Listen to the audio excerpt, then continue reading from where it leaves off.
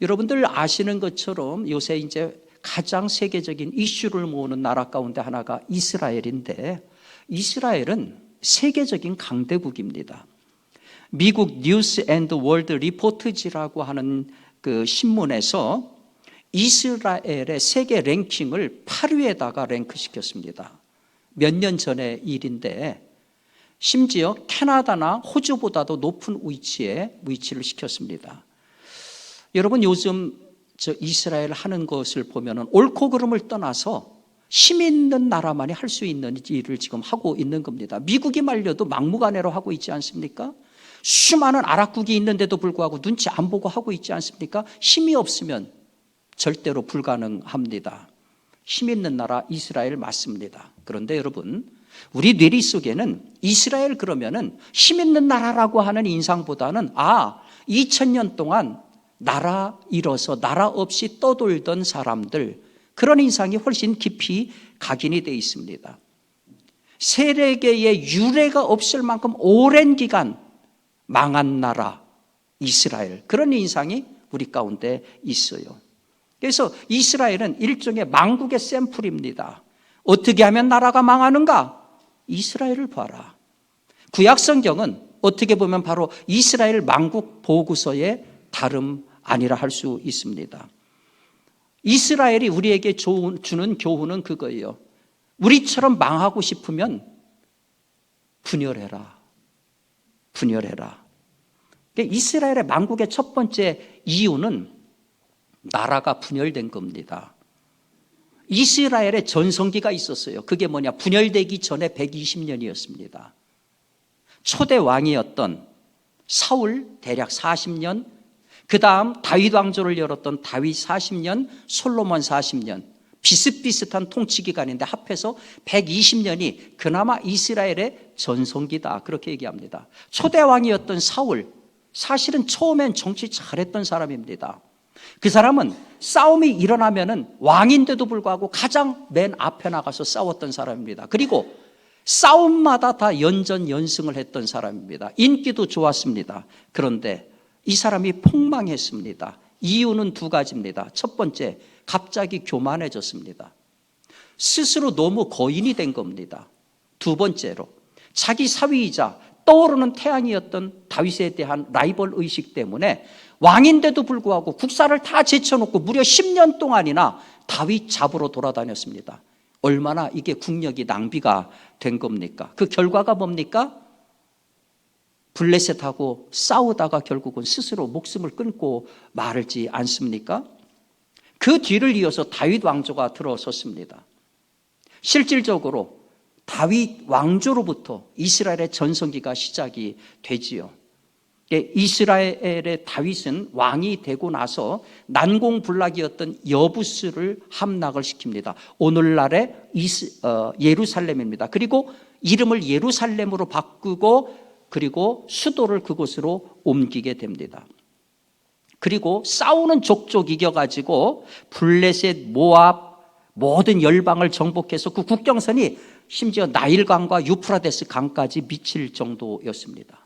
무엇보다도 신실한 신앙의 사람이었기 때문에 이 제사 제도 같은 모든 완벽한 종교적인 것들을 다 완벽하게 마무리를 해놓았습니다. 그 뒤를 이어서 왕이 된 것이 솔로몬입니다. 솔로몬이야말로 이스라엘 역사상 가장 넓은 영토를 차지했던 그와 같은 왕이고 가장 강력한 군사력을 가졌던 왕입니다. 여러분, 이스라엘은요 원래 기병이 없었어요. 말 탈 줄을 몰랐습니다. 그래서 싸워가지고 말을 획득하게 되면은 말을 탈 줄 모르니까 말의 아킬레스건을 끊어버리고 말았어요. 그런 나라가 솔로몬 때에는 수천 명의 기병을 가진 당당한 군사력을 가진 나라가 됐습니다. 거기다가 국제무역을 통해 가지고서 자산을 축적했고요. 꿈에도 소원이었던 그 아버지가 그렇게도 원했던 예루살렘 성전을 7년 반에 걸쳐서 완공을 하게 됩니다. 우리가 잘 아는 것처럼 솔로몬 하면은 지혜왕입니다. 그래서 솔로몬과 같은 지혜를 주옵소서 그렇게 기도하지 않습니까? 그 지혜 왕답게 지금 남아있는 솔로몬이 지은 시편이 무려 3,000여 편에 이를 정도입니다. 근데 아이러니하게도 최고 지혜의 왕으로 수망받는 이 솔로몬이 놀랍게도 이스라엘 분열에 씨를 뿌린 장본인입니다. 겉으로 볼 적에는 굉장히 화려하고 지혜 솔로몬이라고 치장이 돼 있지만은 그의 인생을 한꺼풀 열고 들어가 보면은 놀랍게도 그야말로 이스라엘의 분열의 씨를 최초로 뿌린 인간이 바로 이 솔로몬이다 하는 거예요. 특별히 그가 인사 문제를 제대로 못했어요. 국가 고위직을 임명할 적에 자기 유다 지파에서만 임명을 했습니다. 제사장 사독도 유다 지파, 예언자 나단도 유다 지파, 왕비 밧세바도 유다 지파, 용병대장 분하야도 유다 지파. 소위 리더 그룹을 전부 12개 지파 가운데서 유독 자기 출신 지파 유다 지파에게서만 사람들을 임명을 했어요. 반대로 정치적인 대적자라고 여겨지는 사람들을 전부 숙청을 했는데 이 사람들은 전부 북쪽 10개 지파 출신들입니다. 그래서 경쟁자였던 아도니아 왕자 죽여버렸죠. 이 사람도 북쪽 지파고, 민병대장이었던 요압, 제사장 아비아달 전부가 다 북쪽 지파였습니다. 자, 왕이 이렇게 편파적인 인사정책을 펴니까 북쪽 10개의 지파 사람들이 이걸 좋아할 리가 없지요. 계속해서 갈등의 원인을 제공을 했던 겁니다. 거기다가 재정 문제도 심각했습니다. 워낙 최고의 전성기를 구가하다 보니까 하는 일들이 많았어요. 이 얘기를 뒤집으면 돈이 많이 들었다는 얘기입니다. 그러다 보니까 솔로몬 시대에 국가 재정이 만성 적자를 기록했습니다. 수많은 국가 사업을 하다 보니까 사람이 필요하잖아요. 노동력이 필요하잖아요. 그러니까 일반 백성들을 전부 다 동원을 시켰습니다. 무슨 얘기입니까? 자유민의 노예화가 시작됐다는 겁니다. 일종의 400년 동안 그들이 지켜왔던 소위 사사시대의 평등의 시대가 무너지고 오히려 솔로몬 시대에 겉으로는 굉장히 찬란한데 속을 뒤집고 들어가 보니까 하나님 앞에서의 평등한 인간 권리가 말살되고 있더라 하는 겁니다. 그러니까 솔로몬은 겉은 화려한데 속을 들여다보면 파멸의 씨, 분열의 씨를 뿌리고 있더라는 거예요. 결정적인 게 뭡니까? 과도한 여색입니다. 아시는 것처럼 처첩이 1000명에 이를 정도라고 하지 않습니까? 열왕기상 11장 1절에 보면 솔로몬 왕이 바로의 딸 외에 이방의 많은 여인들을 사랑하였으니 곧 모압, 암몬, 에돔, 시온, 헷 여인이라. 그러니까 솔로몬은 즉위하자마자 최대 강국이었던 애굽하고 동맹을 맺고 애굽의 공주를 왕비로 드립니다.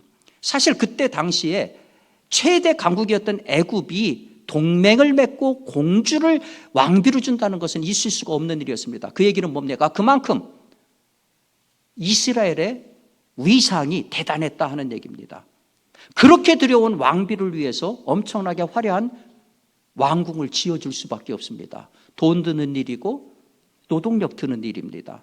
바로 외에 수많은 여인들을 사랑해서 처첩으로 드렸는데 암몬, 모압, 에돔, 시돈, 헷 여인 딱 구체적으로 지명을 했어요. 이 나라들의 공통점이 뭡니까? 하나님이 미워해가지고 절대 결혼하지 말라고 했던 그 여인들입니다. 그 족속들입니다.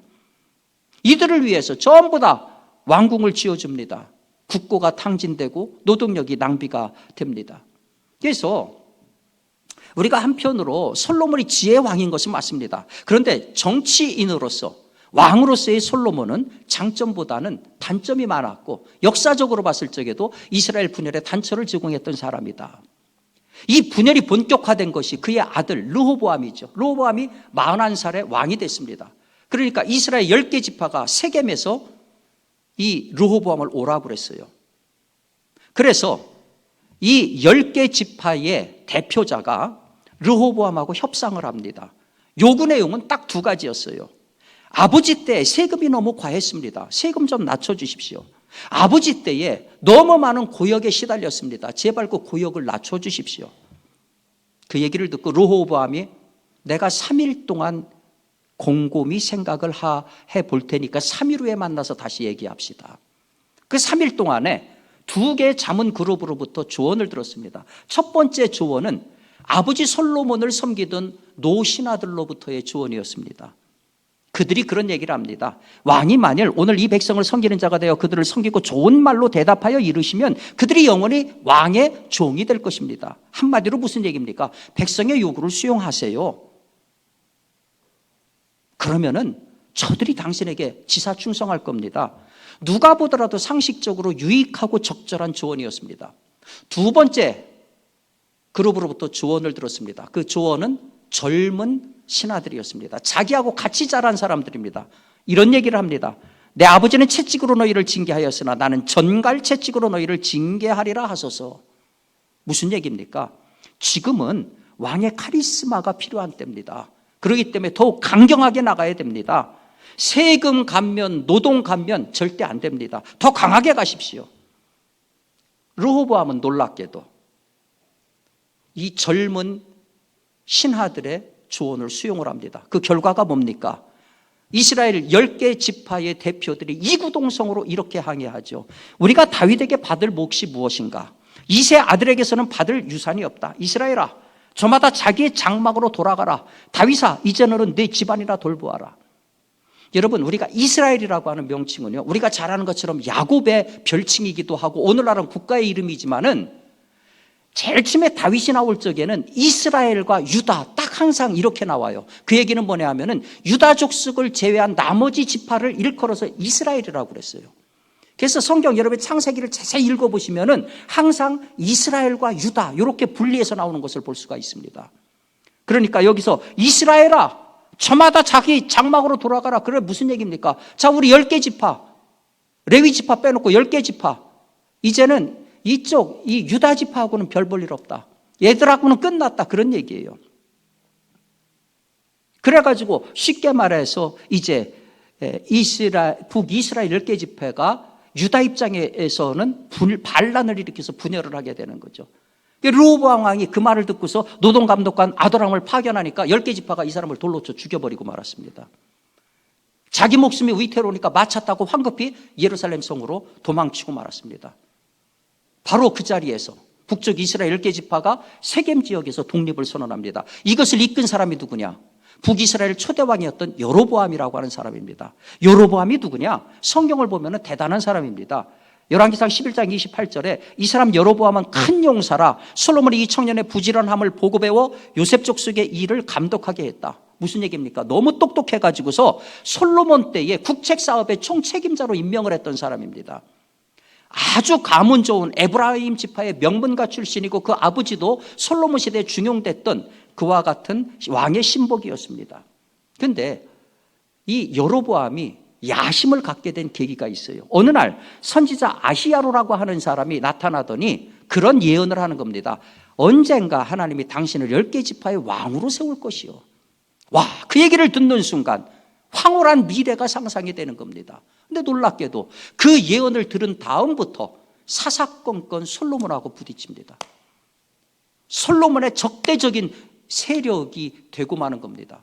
솔로몬 입장에서 이거 그대로 보면 안 되겠다. 제거해야 되겠다. 낌새를 알아차리고 바로 여로보암이 애굽으로 정치적 망명을 하고 맙니다. 솔로몬이 죽고 나서 다시 돌아와가지고 10개 지파의 구심점이 돼가지고서 소위 북이스라엘의 독립을 선언하고 나간 게 바로 이 여로보암입니다. 자, 그러니까 이스라엘의 국가적 분열의 원인은 간단해요.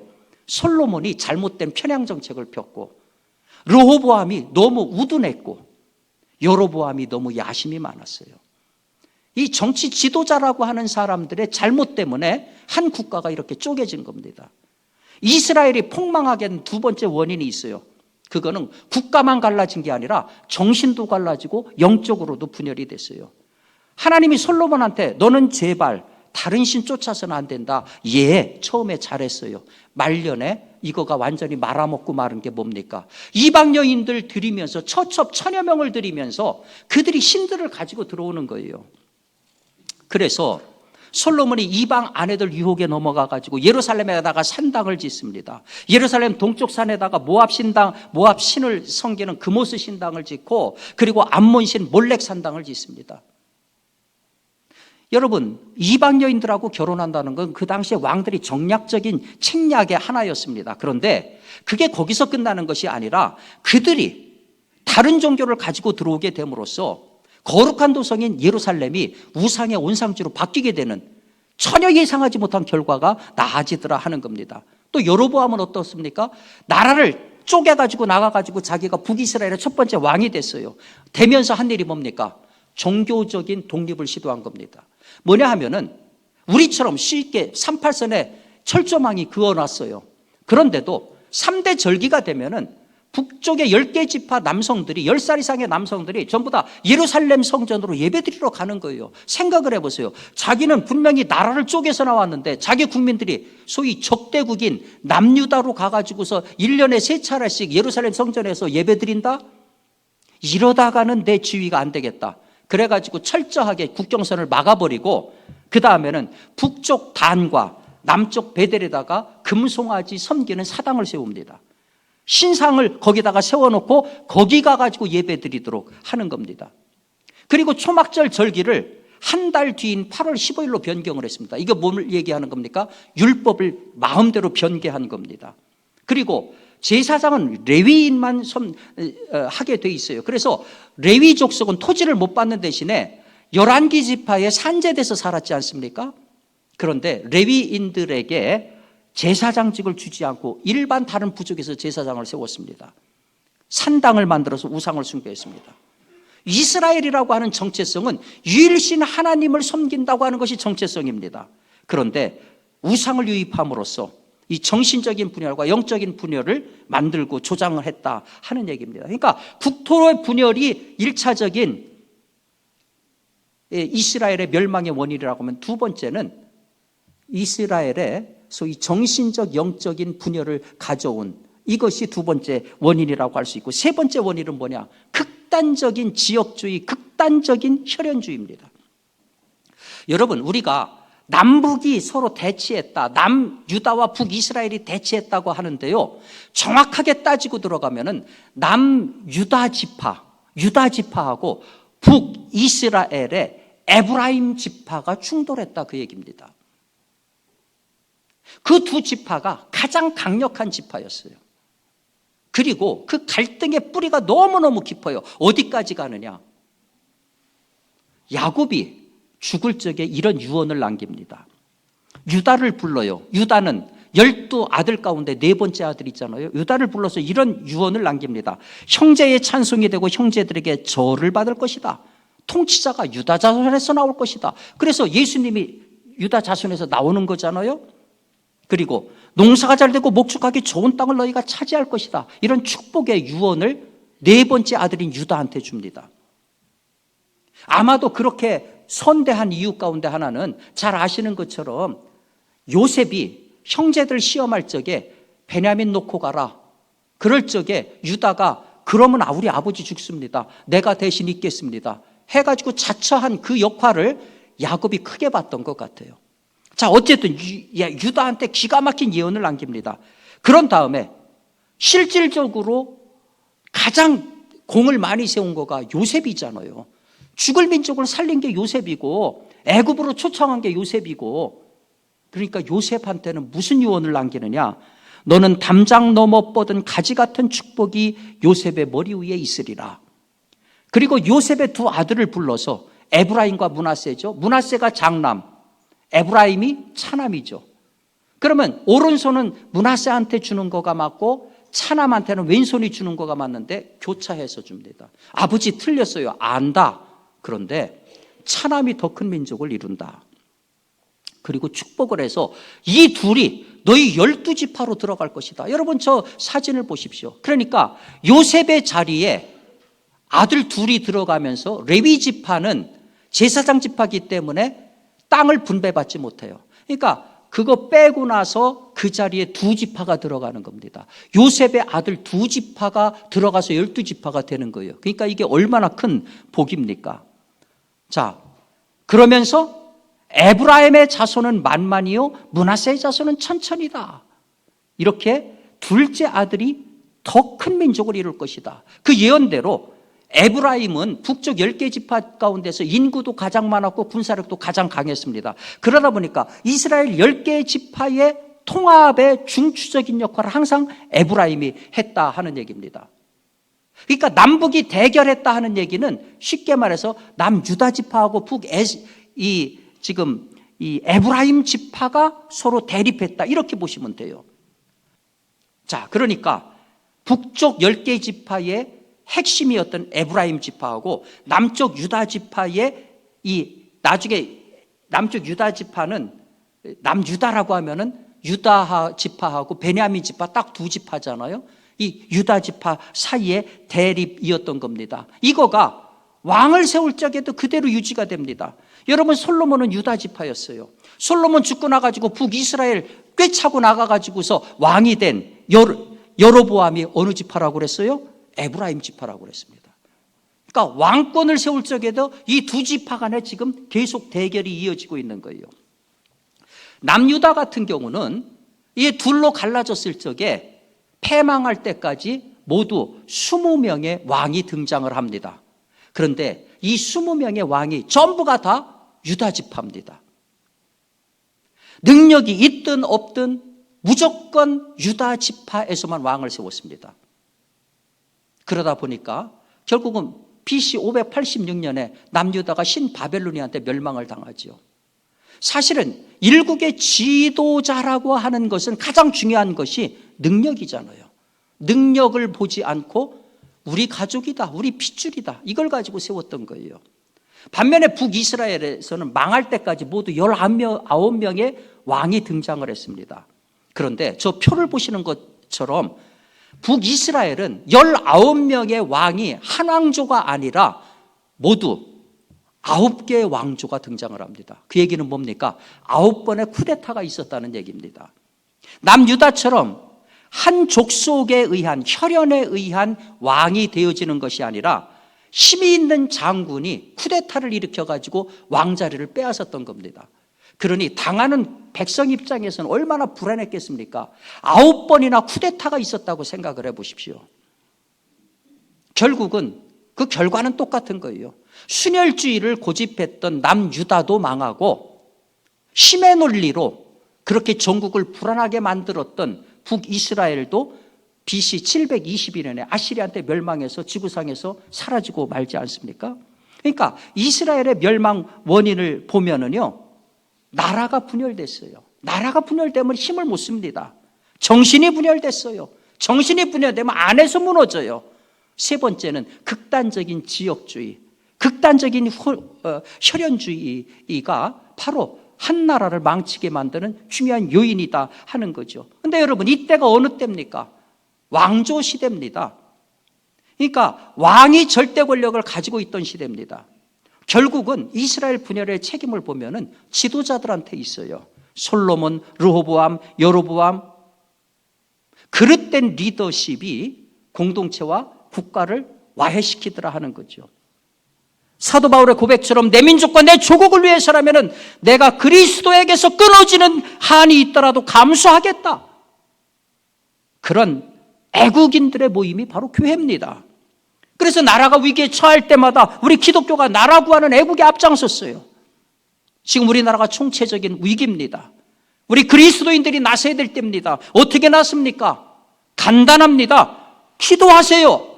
나라 위해서 기도하세요. 우리가 하루에 3번씩, 한 번씩 기도하자고 했잖아요. 나라 민족을 위해서 기도하자고 했잖아요. 새벽 예배 못 나와더라도 있는 자리에서 나라 민족을 위해서 제발 하루에 한 번 이상 기도하세요. 하나님 아버지, 이 나라를 불쌍히 여기사 이 위기를 극복하게 하시고 영광의 내일을 우리에게 허락해 주옵소서.